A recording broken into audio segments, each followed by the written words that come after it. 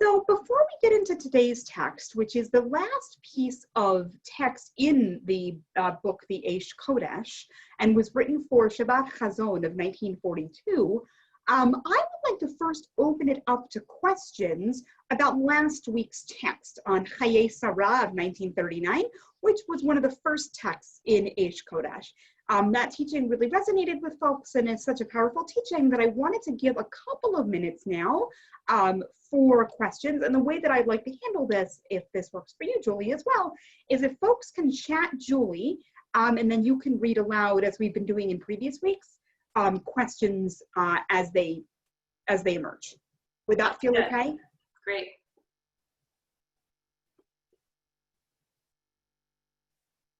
And then we're going to jump into the text, and I'm going to do a little bit of explanation, and I'm going to then call on someone to read the first few paragraphs.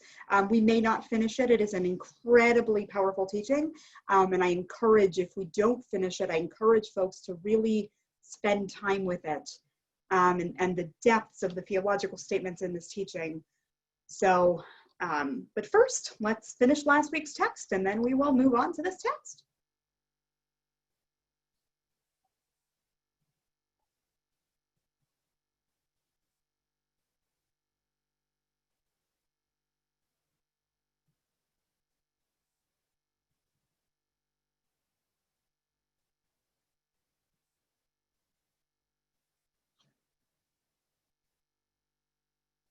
I don't think there are any questions from last week. Okay, great. So we are going to jump into this week's text. Fantastic. So this, again, this translation is taken from the translation by J. Hershey Wersch, or Wersch, I'm not quite sure how to pronounce the last name, I apologize, from Jason Aronson. So this piece of Aish Kodesh is from from Shabbat Chazon, which is the Shabbat in the Jewish calendar that is before Tisha B'Av. Tisha B'Av is the 9th day of the month of Av. It is the saddest day on the Jewish calendar. It is a day of national mourning. Traditionally, the mourning that we do on Tisha B'Av is related to the destruction of the first and second temples in Jerusalem. The first in 586 before the Common Era, and the second in 70 of the Common Era. In addition to that, Tisha B'Av has become associated with other calamities in Jewish history, including but not limited to the Crusades and the Spanish expulsion. And actually, and this is important to know for our text today, the deportations to Treblinka actually began, I'm not quite sure if it was on Tisha B'Av or immediately after. The Nazis were so despised, so detested the Jewish people, that they would actually do things to coincide with our calendar deliberately. So that is one of the things that was done, was the deportations to Treblinka in 1942. And again, this is written just before that. And this is the last piece in the Aish Kodesh. And during the 3 weeks from the 17th of the month of Tammuz, we are now in the month of Tammuz, today is the 2nd of Tammuz. From the 17th of the month of Tammuz until the 9th of Av, we have in the Jewish calendar what we call the 3 weeks. And these are 3 weeks of increasing observance of mourning customs. The 17th of Tammuz is traditionally a fast day, it's a minor fast. And the 9th of Av is a 25-hour full fast. And the restrictions are similar to those on Yom Kippur, including no wearing leather shoes, no sexual relations, no eating, no drinking, no washing. And so during the 3 weeks that precede Tisha B'Av, we read in synagogue 3 haftarot, 3 portions from the prophets that are, I guess the best way to describe it in English is rebuke.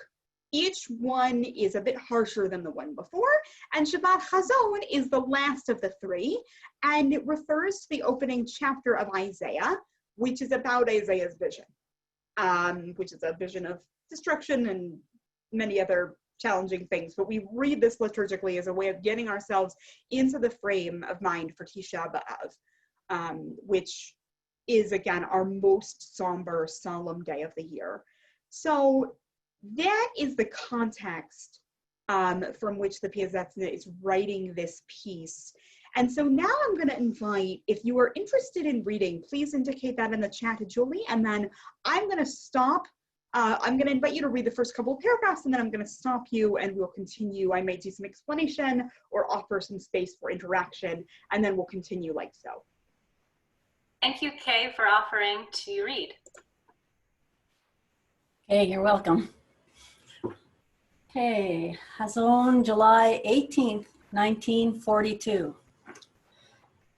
A vision shown Isaiah, son of Amos, concerning Judah and Jerusalem in the days of Uzziah, Ahaz, and Hezekiah, kings of Judah. From Isaiah 1:1.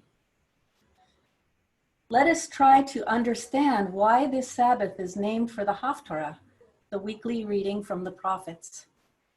There are other Sabbaths of which the same is true. Shabbat Nachamu, Shabbat Shuvah are also named after the Haftorah read on that day. One assumes there is a good reason why each of them is distinguished from the other Sabbaths of the year, which are not named after their Haftorah readings. If the reason for this Sabbath being called Hazon is because it occurs within the 3 straightened weeks separating 17 Tammuz and 9 Av, and because the Haftorah speaks of the destruction of the temple, then the same ought to apply to the previous 2 Sabbaths.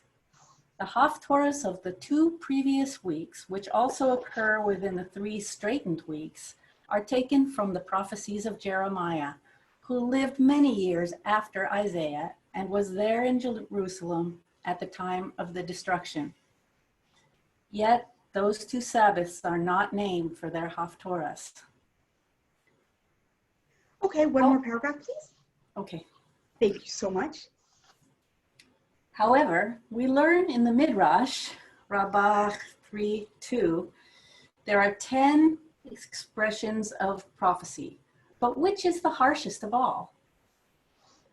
Rabbi Eliezer said, a vision is the harshest, as it is written, Isaiah 21:1. A cruel vision was told me. Of prophecy in general, we know nothing, but a simple explanation reflecting our situation may be as follows. We have previously spoken about how apparent it has become that hearing and speaking of pain and suffering is a very far cry from actually experiencing it. Hearing and speaking of it is vastly distant, having to witness it, alone undergoing it, God forbid.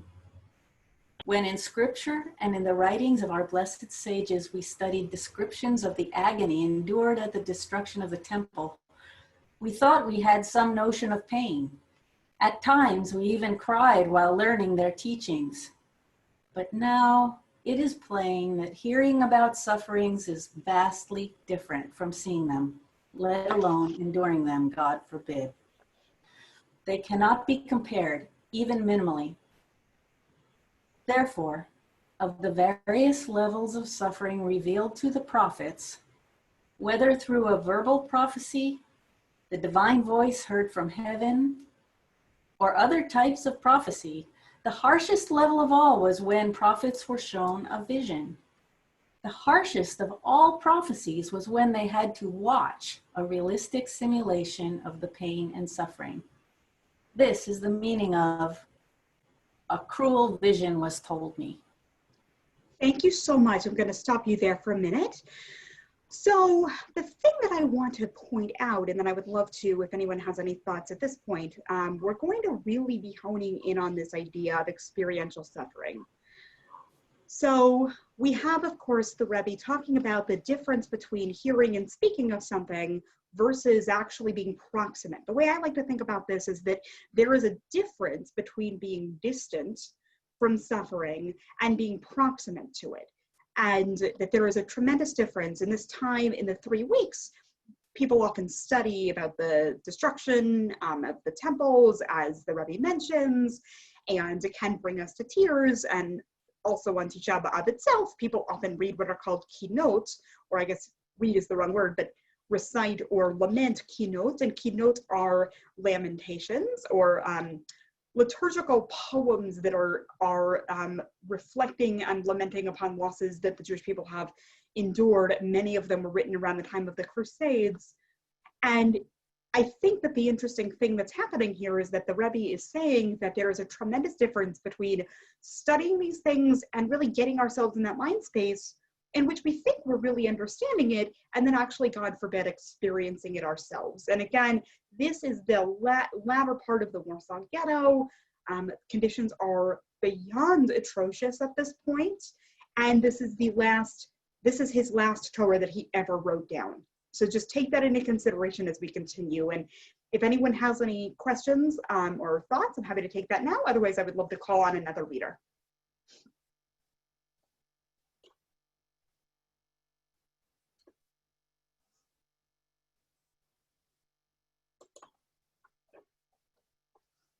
Any volunteers to read? You can let me know in the chat or use the raise hand function and I can unmute you.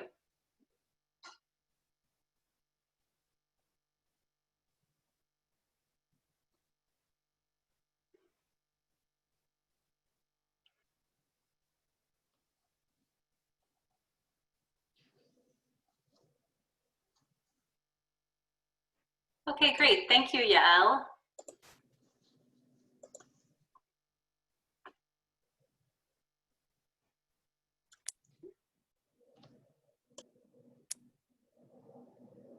I can't see what am I supposed to read? Where it starts with, this was what Ula and the other sages of the Talmud meant when they spoke of the birth pangs of the Messiah.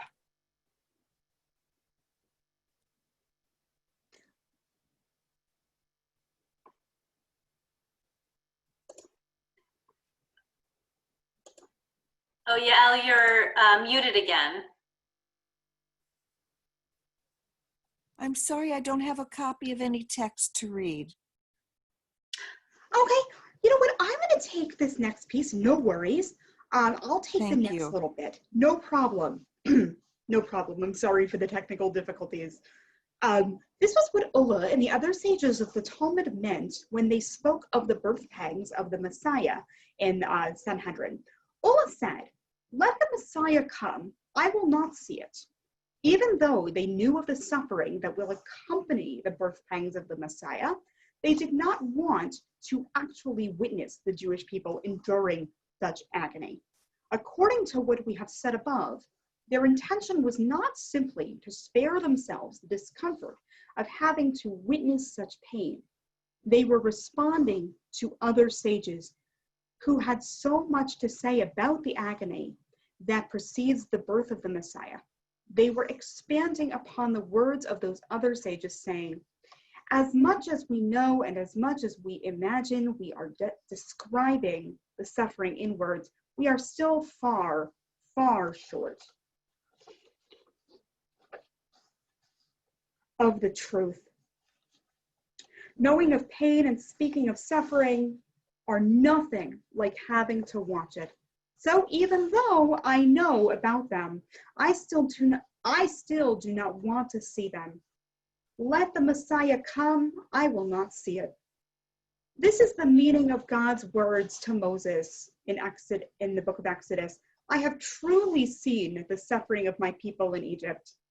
Because I know his pain at the simplest level, it must be asked, why does God say, I know, after already having said, I have seen? A father may know that his son will benefit greatly from surgery, and yet be unable to stand and watch the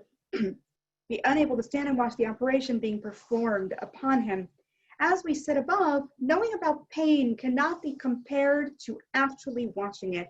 And so, even though the surgery is for the son's good, and even though the surgery is for the son's good, the father is unable to watch. For while it is happening, the father's knowledge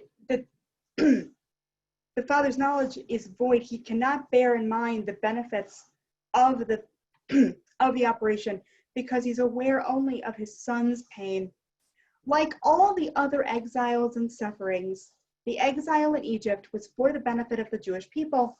This is what God meant when he said, I have truly seen the suffering of my people, meaning because I have seen and watched, I know only their pain. I cannot bear in mind the benefits that will come of it. I know only the pain they feel. Therefore, God continued, now go, I am sending you to Pharaoh. Bring my people, the Israelites, out of Egypt. Shabbat Chazon, the vision of Isaiah, is the harshest prophecy of all, because it is cruel to have to witness pain. Therefore, we read this Haftarah in the week in which Tisha B'Av, the 9th of Av, occurs, and the Sabbath is called by the name of the Haftarah, Shabbat Chazon, Sabbath of vision. In heaven, they are already seeing the pain of the Jewish people, as God says, I know his pain. I know his pain, and only his pain, not the benefit that will come of it.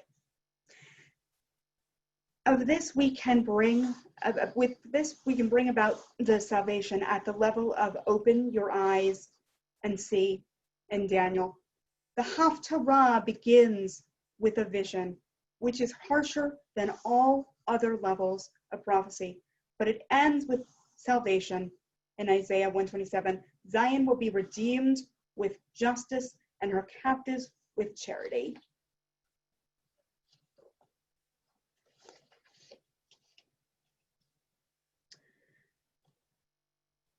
I realize I may have inadvertently cut off a bit of this drash, so that's what we have. That's our text for today. And so as we are thinking about this drash, the Piaseczna really here, this is the last bit of Torah that he ever wrote. And that is very significant contextually. And he's trying to think about what does it mean to actually witness and go through the travails and the sufferings and the agony. And none of us can even pretend to imagine what it was like in the Warsaw Ghetto.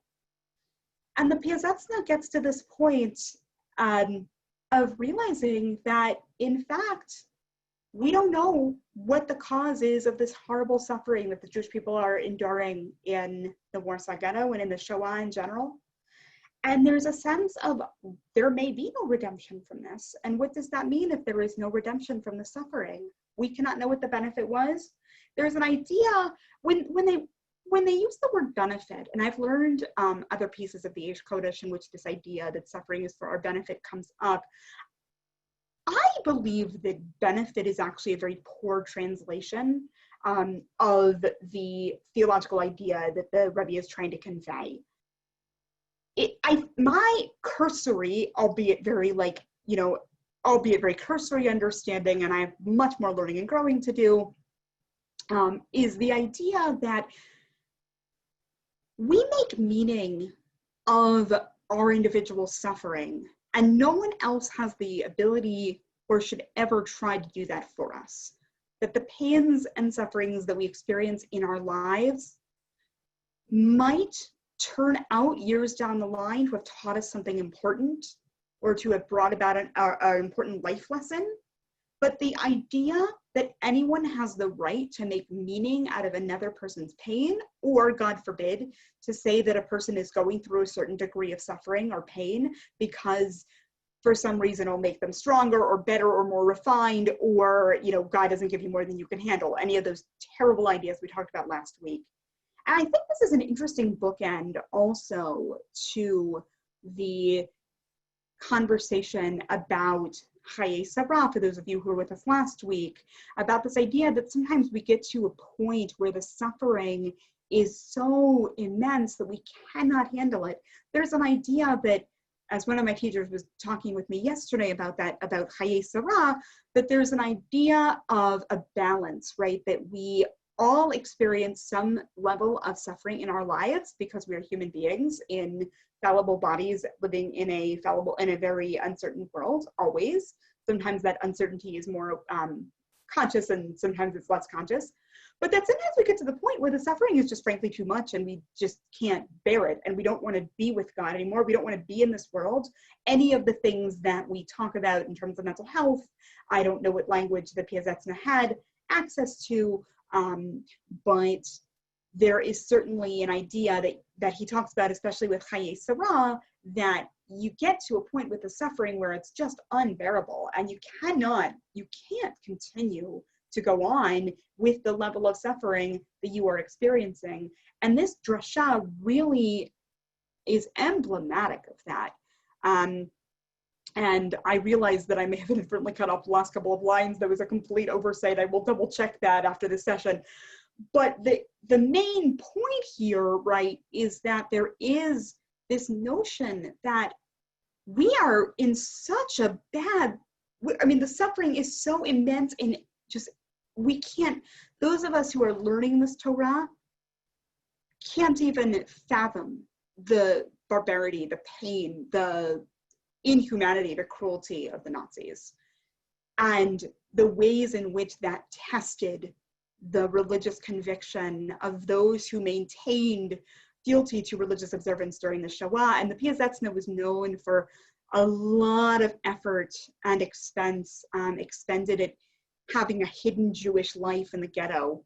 And actually, before the deportations, he hid Aish Kodesh and a bunch of his other Sfarim in a canister and buried it, and actually had as a request appended to it that if anybody found it after the war, that they should send it to, I believe, his brother in Free State Israel, which was then British Mandate Palestine. And he wanted people to know the text. He wanted these texts to be studied widely. And of course, the request that he appends to his work, prays and assumes that he'll make it through the war. And of course, unfortunately, we know that in 1943, he was martyred by firing squad. So I'm just always thinking about just the ways in which he's having to grapple with emunah, with faith, with suffering, with really trying to understand, like, how are we ever going to be redeemed from this in an unimaginable place, and really just getting to this very dark place of wondering if it's even going to be possible for that to happen, and also becoming intimately acquainted, as he reminds us over and over and over again in the text, that there is a tremendous difference between hearing, speaking, and I would add, these are not his words, but my words, I would add studying versus actually witnessing and, God forbid, experiencing and being proximate to suffering. It changes how we understand the world. And it's one thing to study. I think about this often for those of us who are alive today and were not alive at the time of the Shoah. It's one thing to study it and to do all of the work that maybe some of us have done around reading about it, witness testimonies, maybe even going to some of the camps, but it's an entirely separate thing to have gone through the enormity and the horror.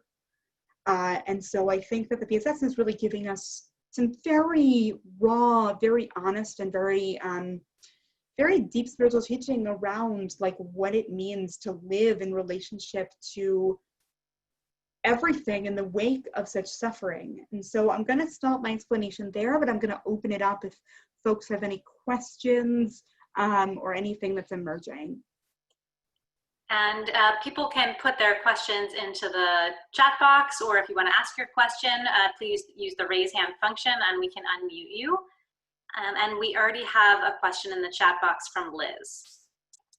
I was wondering if you could talk more about the tension for how on the one hand, viewing suffering is truly awful, but sometimes viewing another person's suffering is the only way that many people take it seriously. I'm thinking lately of how the murders of Black Americans by police have gone viral. for many white Americans to realize that they actually occur. But these videos being everywhere re-traumatize some communities. Thank you, Liz, for that beautiful question. And I've been thinking a lot about that as well in relationship to this teaching, right? What does it mean that some people have to witness the suffering of others in order to really wake up? And I would say, and again, this is my teaching, my understanding. I obviously cannot speak for the Piaseczna.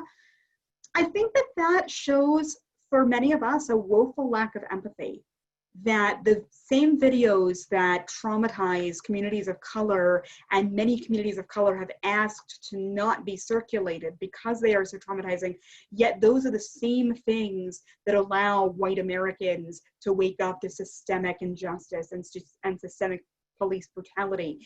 So I think that that's a very real and live tension. And I understand that to be kind of going back to this notion of circles of care.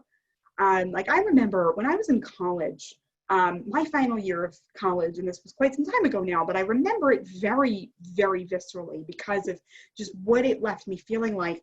I had a couple of roommates who,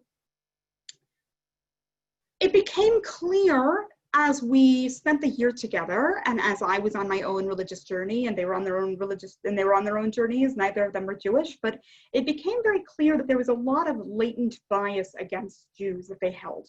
And it came out in a lot of very awful and demeaning ways. And one of those ways was around the Shoah.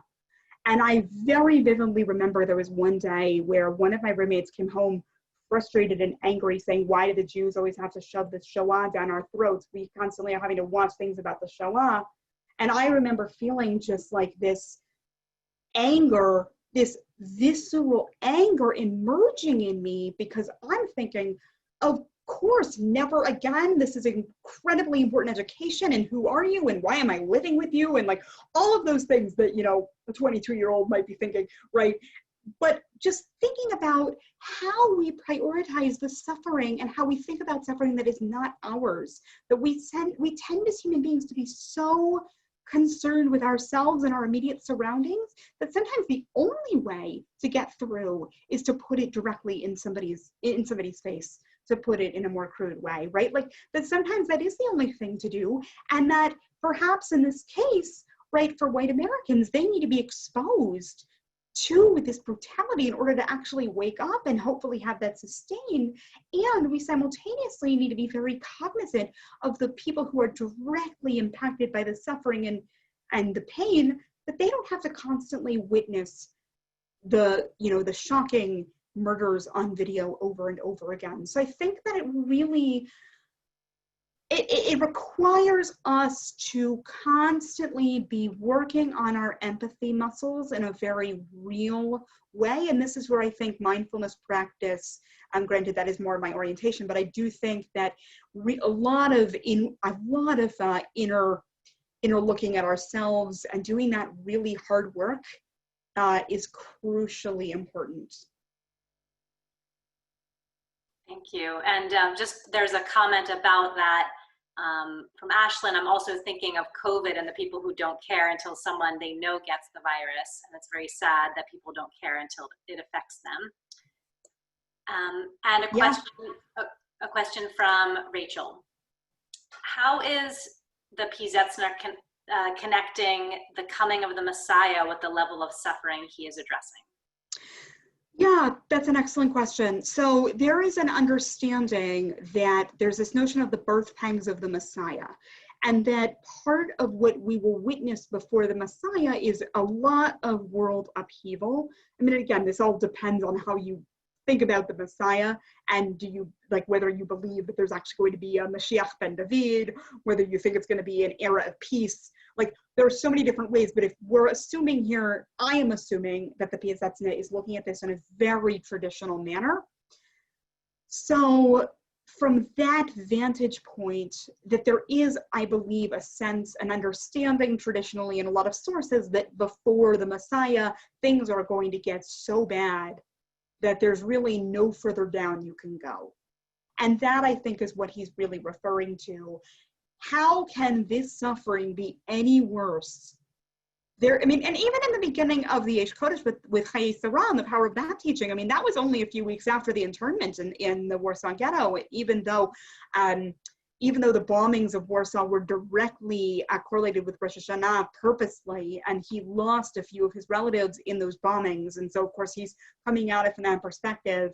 But even there, he didn't think it could get much worse than that. And of course, like all human beings, you know, we think how much worse can things get until they get worse. And so I think that that's where that may be where he was coming from in this drush, is the idea that it just cannot get worse than this.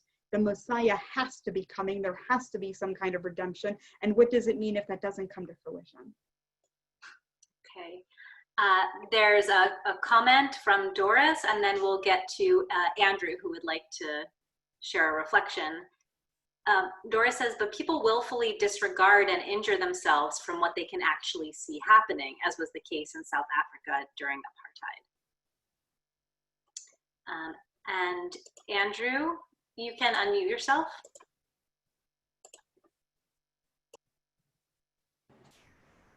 Thank you.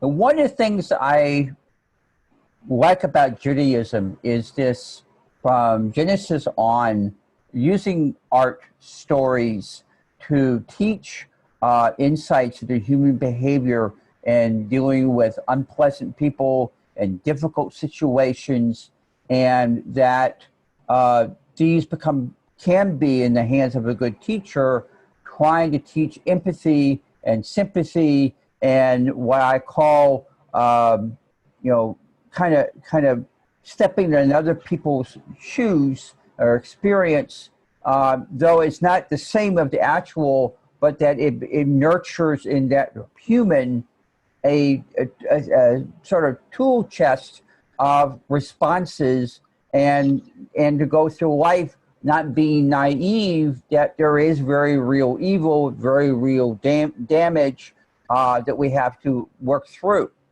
The only second comment is Elie Wiesel, who I've read a lot of his stuff. There is in, I think it's The Oath, where he says, talking to another rabbi, and they were sort of discussing about his writing.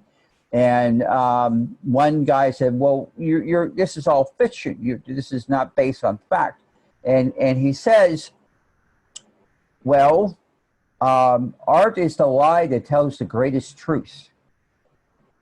And that resonated with me, because that really sums up Judaism's response to this, that through storytelling and the art, we are able to grapple with all this hurt and evil and so forth in our lives and in the world. I'll stop there. Thank you for your reflection. Really appreciate it. I do think that storytelling and weaving these things into our past and our history really is one of the strengths of our people, that is how we make sense of the many, many, many tragedies that we have experienced. And I think that that's what, in many ways, by connecting it to the conversations in the Talmud about the birthings of the Messiah, and connecting this to the study of the destructions of our past. I think that Piaseczna is making that point, really trying to just anchor this, not like putting it as like this is a terrible thing that's happening, but really putting it into a frame that gets at people's souls in a really real way. So thank you. Did anyone else want to comment or have a question?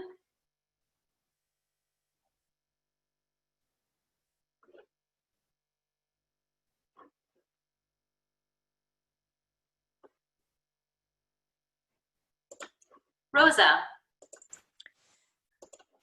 Yes, I just want to say that I was very struck by last week's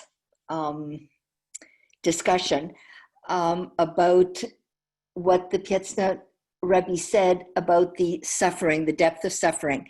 And I think indeed a lot of people did lose their faith because of the Shoah, because I think the depth of suffering was just too great. Oh, there's no question. Thank you, Rosa. There's no question about that. Absolutely. And there were many people that said, I want nothing more to do with Judaism. I just can't be in this, I can't be in this space anymore. Right? Exactly because of what you said, because of the depth of the suffering. And that's why I think it's so fascinating to see the varied responses to the Shoah, that this is one, but there were other rabbis who survived the Shoah and had different takes on it. Now, the Piaseczna Rebbe unfortunately did not survive the Shoah, but there were a lot of different responses. And as you rightly note, there were also many, many people who said, no more, can't do this anymore. I cannot in good conscience have any kind of faith or emunah. There's that whole idea of God being put on trial and losing, right? Because how could you put the people through such terror and horror? So yeah, thank you very much. I think that's absolutely true. And I know we're almost at time. No, we have a few more minutes. Maybe one more question from Sharon. Thank you for this most unbelievable class. I have been fascinated by this rabbi for a number of years. You have brought him to life, and I really appreciate it so much. The question that I had for you is biographical of the rabbi. Did he stay in the ghetto during the deportations, and then at the end, was he killed? Can you give us just a little bit more biographical information from the end? Yeah, so my best understanding, and I'm going to confirm this with some of my teachers, and if anybody wants to connect with me afterwards, I'm happy to. But the understanding that I have is that he was deported to Treblinka and then was murdered by firing squad in the fall of 1943 in Treblinka. And so was not able to do any more writing after the deportations. And I believe the Nazis were trying to get rid of everybody left. And so they just, massacred untold numbers of people. And the Piaseczna was unfortunately one of them. So, and in terms of burial, I don't know. I think it was an unmarked grave, but I want to confirm that. I don't want to say that with certainty, but yeah, that is the unfortunate biographical end. And also important to note that he lost a lot of his family in the bombing of Warsaw, and that was just devastating to him at the beginning of the war. So yeah, that was unfortunately where we ended up.